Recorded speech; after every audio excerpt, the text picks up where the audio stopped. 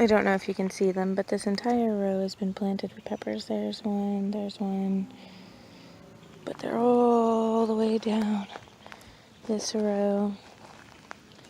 Lots of peppers. Jay's going to be pretty excited when these start producing because he has been looking forward to all of these really neat pepper plants.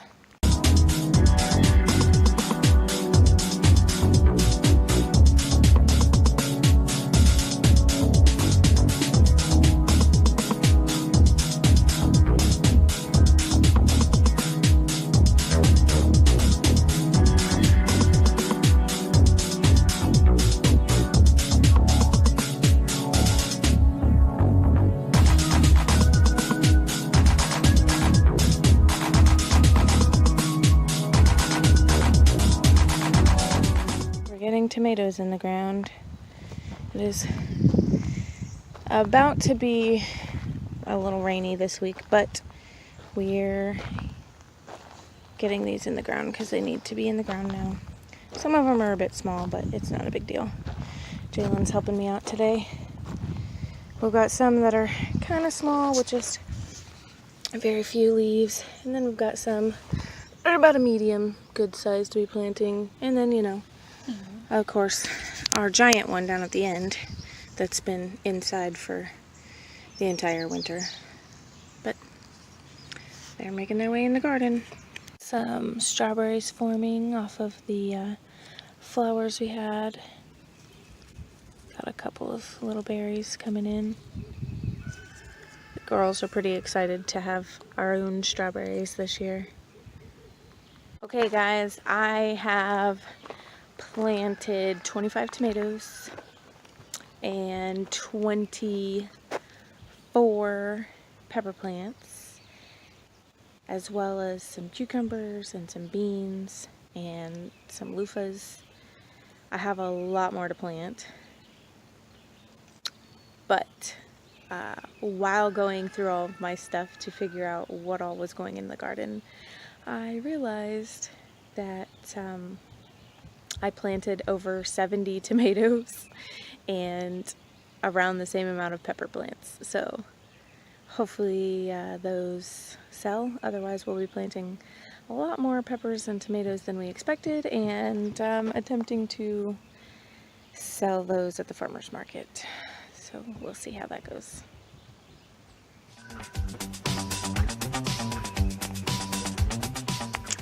It still looks like a lot of plants to be planted, but there are also a lot in the ground. So I messed up. We went camping and I forgot to uncover our radishes. So sadly, we will no longer be having radishes out of this group of radishes that were ready to be picked probably the day we left. We were just so rushed for time that I had completely forgotten to uncover them. So they went all weekend with no water and were undercover, so they just got so hot that they burnt out. But I'll give you a look at them. They don't look so great. Here lies my once beautiful, luscious green and red radish patch, and now it looks as if it has been riddled with disease and overheated. These radishes were perfect, ready to be picked, and I did not pick them when I needed to. So now they are mushy goop because they just got overheated. Garden failure. Not the first, and definitely not going to be the last. It's a trial and error kind of thing, and memory too. If you don't remember to uncover things or pull them out on time, or even sometimes a little early is better than late. But we might have a little bit of time to be able to replant these. It's still not summer yet, so I can attempt to plant more, or I can just go again in the fall and see how it goes. But that is like number 800 garden failure for me this year, guys. We're painting rocks. Us. It doesn't take that much time to dry. Yeah.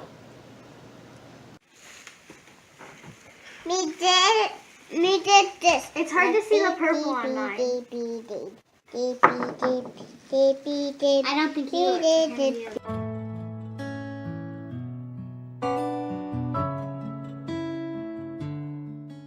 I wanna hold, it's all about my heart I lost tonight.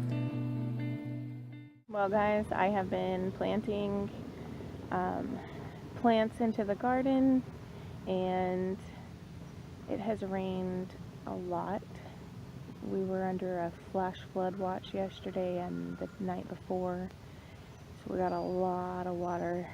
Luckily, we live up on a hill, so it drained off pretty quick, but not before it soaked into the garden area. And we've had a little bit of too much rain on a couple of these plants, so I don't know if they're going to make it or not, but I'll let you see. This one here is a green zebra stripe tomato, and that, my friends, is the result of way too much water. I don't know that it's going to make it through. It does have a little bit of fresh new growth right there, so it's possible, but it may not make it. Regardless of what the weather has been bringing us here lately, with the high winds and the tornadoes rolling through and the flash flooding, I am very much determined to have my garden and eat it too. There are still many really good looking plants, so we will make this work this year. Well, guys, I was kind of hoping by now I would be able to say, hey, we have some little baby kits, but she has made a nest somewhat real low in the back. This is our first time doing this, so I've done nothing but research, and they say even if they make a nest, it could just be a false pregnancy. So today is day 32, and this is her first time as well. So I read that by day 35, if it hasn't happened, then it probably isn't going to. So I guess we only have a couple more days to see whether she actually has some babies in there or not. Guess we'll find out, huh?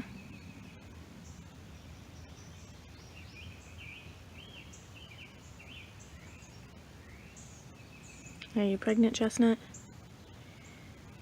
It's times like these you kind of wish they could just talk to you, huh?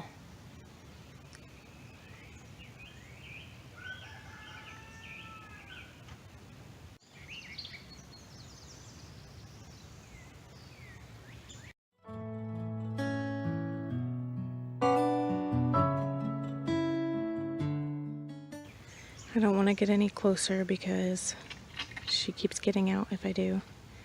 But she keeps going into her nesting box and scratching at the back of it. I don't know if that's a sign or not, but guess we'll find out. Maybe she's getting close to being ready.